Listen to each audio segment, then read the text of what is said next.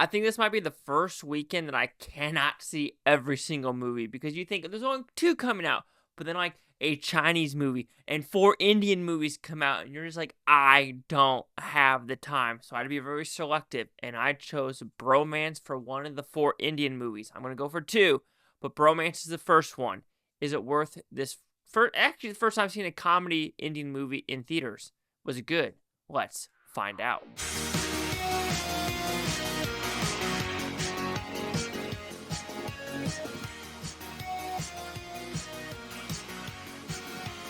Chase Lee Hockey here with the Blue Futon reviewing Bromance. So what's about? Pretty simple premise. You have a pair of brothers. Not a pair of brothers, you idiot. You have an older brother and a younger brother. Well, everyone thinks this older brother is amazing, went to college, isn't lazy, has a great job, living in the good part of the city, and a younger brother who's somewhat lazy and has anger management issues. So he goes to visit his brother after the New Year / Christmas. His brother's missing. Where is his brother? And so I want to say recruits, supposed to say he recruits a hacker, a friend, a doctor, a semi-gangster to figure out where his brother is, and a cop, if you want to put it that way, as well, in this 2.5-hour adventure. So did I like this film? I thought it was okay. And again, this is another one of those Indian movies where I'm curious if it transfers well from the Indian culture to the American culture. Yes, some of the references Americans would not understand whatsoever if you haven't seen any Indian movies. Like there's a KGF reference. So if like a normal normie goes into this movie like you're acting like KGF, and the Americans are like, who is a KGF? And it's like, you've never seen the first or second KGF, even though I thought there was gonna be a third KGF, but I could be completely wrong. But you're just like, yeah, there's something. But there's also humor that is somewhat universal with this shenanigans and this slapstick type of humor in this story. Because it is split up in 2 parts. The first part is mostly trying to get this band of misfits together. And then the second part is more of like, oh, who the bad guy is, where the brother is, infiltrating this wedding, and just trying to figure out if they could get everyone out alive.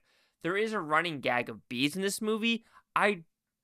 It kind of works, but kind of doesn't, because it's almost perfectly placed. And also the ending, it just abruptly ends with some characters that are kind of left off the map. For example, the cop character, where he shows up, and it's like the weirdest serious / not serious storyline to morph into this movie.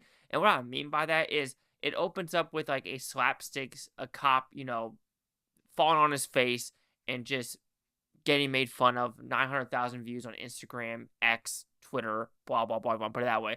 But then to get revenge or to get the cop to help him find his brother, he has to do something. And you're just like, damn, like the tone of the movie just completely shifted. The score shifted. The anger management issues shifted. And you're just like, okay, interesting tonal shift we're doing there. But I'm just bringing that up because when the movie abruptly ends, you kind of forget about this cop character. And it's like, oh, he's literally in the movie for the second half, like 5-ish minutes.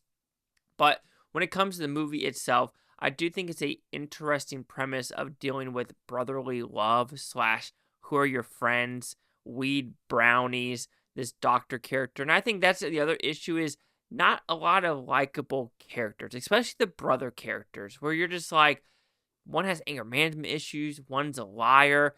They just can't they're scummy, if you want to put it that way, and they refuse to own up to their mistakes, especially at the very end where the guy's like, he's like, I've done nothing wrong. It's like, I got to get my money back, things like that. It's like, well, you've been scamming people for so long. It's like, you're not a good person. And even when the final fight happens, he runs away and he just curls up in a ball. It's just like, yo, man, the F up. You're not being a good Samaritan right now whatsoever. If this girl is kicking ass, this random gangster's kicking ass, even if the hacker who's I am Batman is trying to kick some ass, but you're just huddling in the corner, I don't know what to do. You're just like, I don't care what happens to you. And that's what some characters are like in this show. The movie look, it's fine. I didn't see anything wrong with it. You know how there's a lot of Indian movies that do a lot of post-production CGI.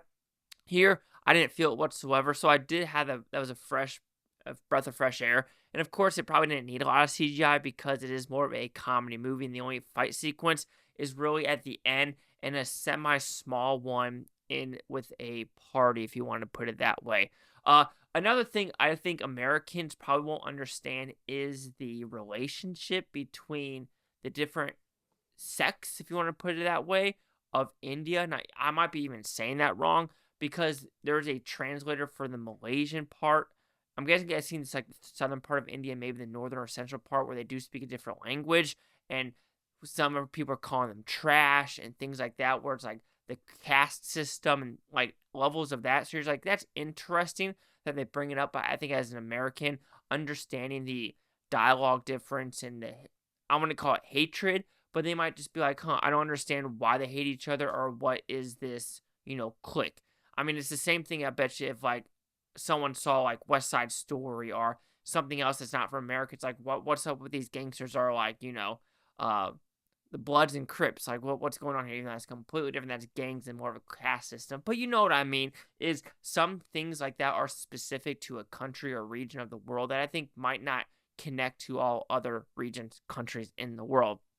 But I think the acting's fine. Some of the silly gags are fine. The overall elements of the movie are fine. But I just think overall Bromance is a little bit of a downgrade for a comedy for me. Yes, there are some elements of, funny moments sprinkled throughout this movie. But some of the characters are just not likable enough. Some of the scenarios weren't really that funny in my opinion. And it did just, drag out a little bit in the first half of the movie.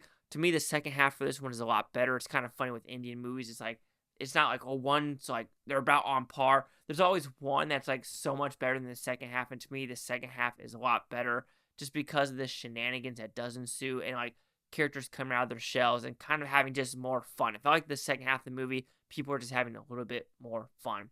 So Bromance, it's a fun little Indian movie. It had good enough elements to it. I was entertained.